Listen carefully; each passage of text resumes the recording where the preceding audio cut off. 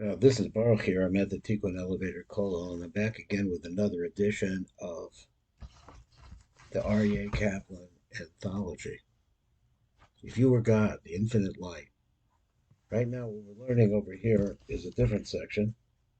Let me get it open here. We're reading the introduction to the 13 principles of the Rambam of Maimonides. Maimonides is one of the greatest scholars ever known, a great scholar, and we went through all of these different things. And a Rambam came up with a book which was called the Yad Chazaka, and in this book contains many, many different laws. It goes through all the laws, all the decisions of the Torah. It's amazing. So he says, although the 13 principles are not discussed explicitly in this code, that is the code of the Yad Chazaka, they play an important role in a number of areas.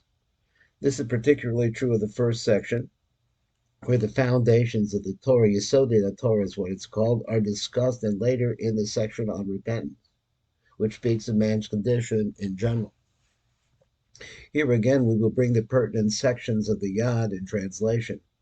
In many places, the style here is more concise and legalistic than in the commentary on the Mishnah, and the discussion also involves much greater detail.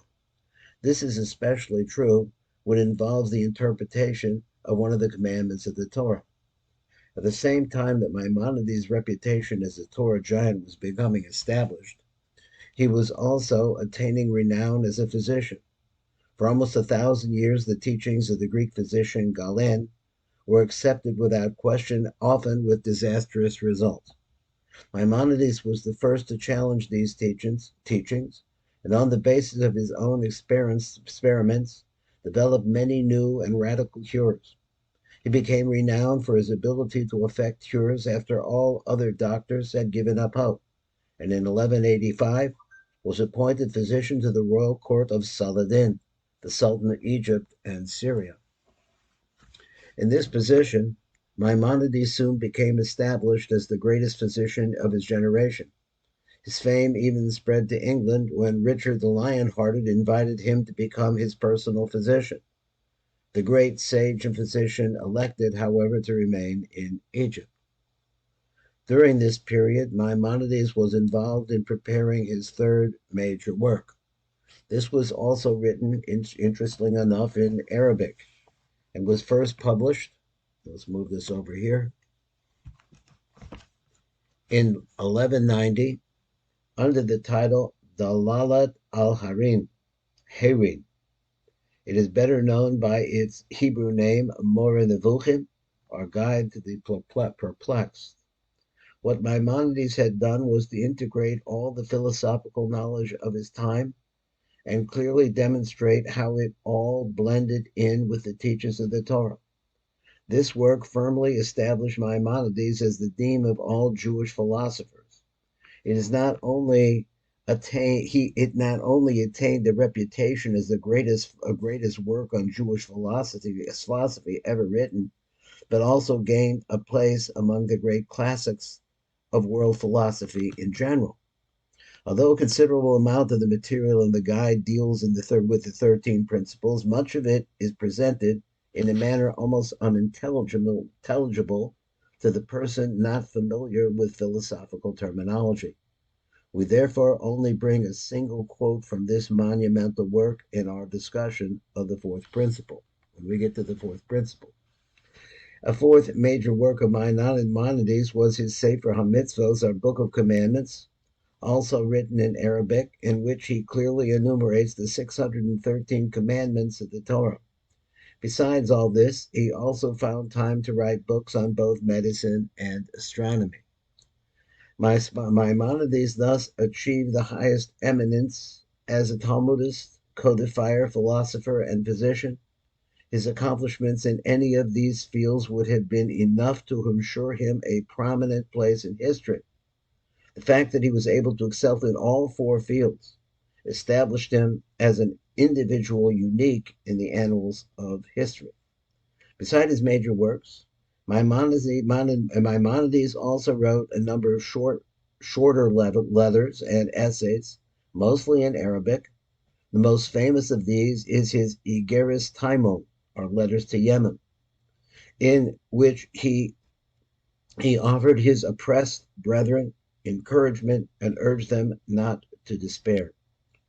Another important essay in his Maimon Techios Amazing, which is our discourse on the resurrection, which was written in the year 1191. A short excerpt.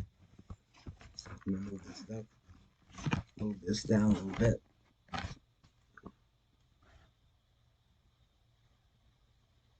He says, where are we here? A short excerpt is included in the 13th principle.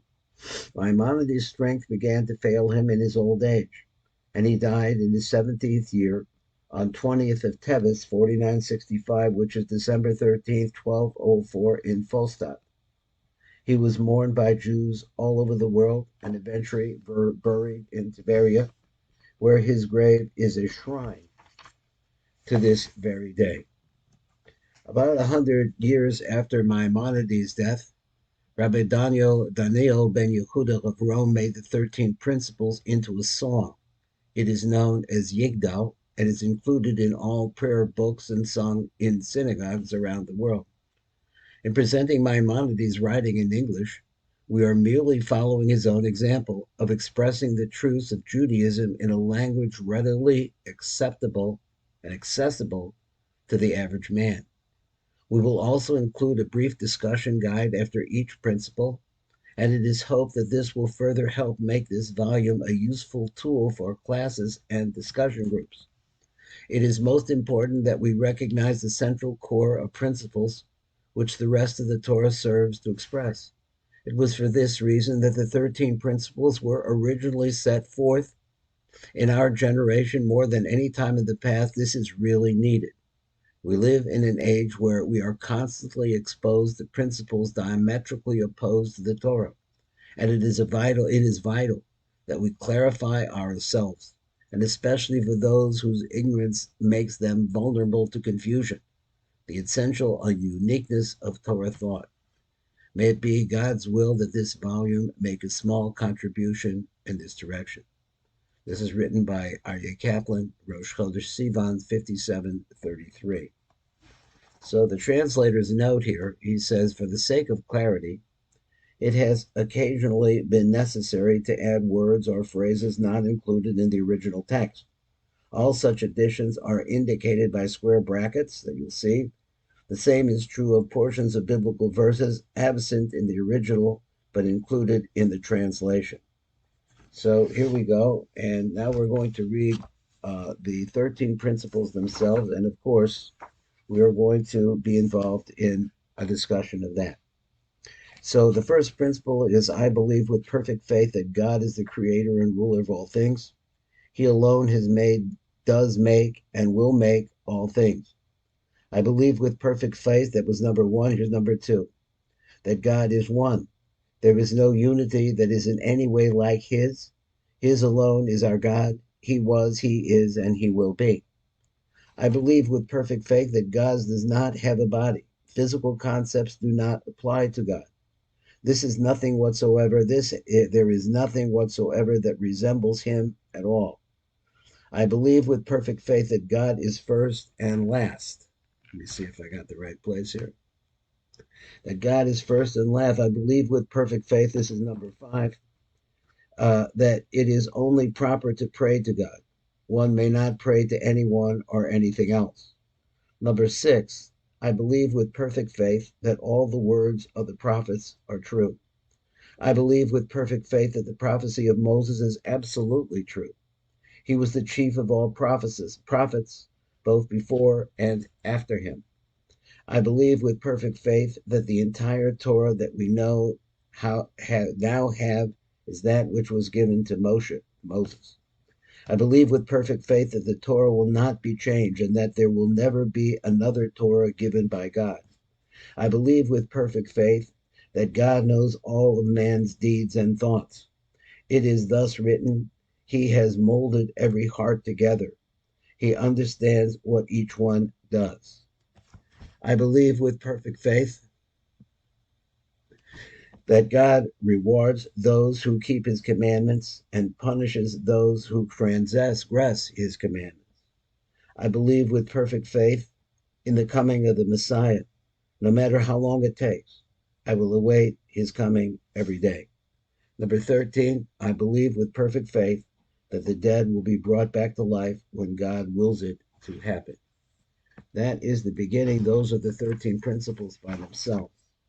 Now, we all have, in the next page, we're going to have a little bit of something we're going to get into, and we're just going to mention this prayer, Yigdal, which really follows along the 13 principles. And then we're going to start into the actual Ani Mamin of the Rambam. This is Baruch Fleischman at the Tikkun Elevator Kollel.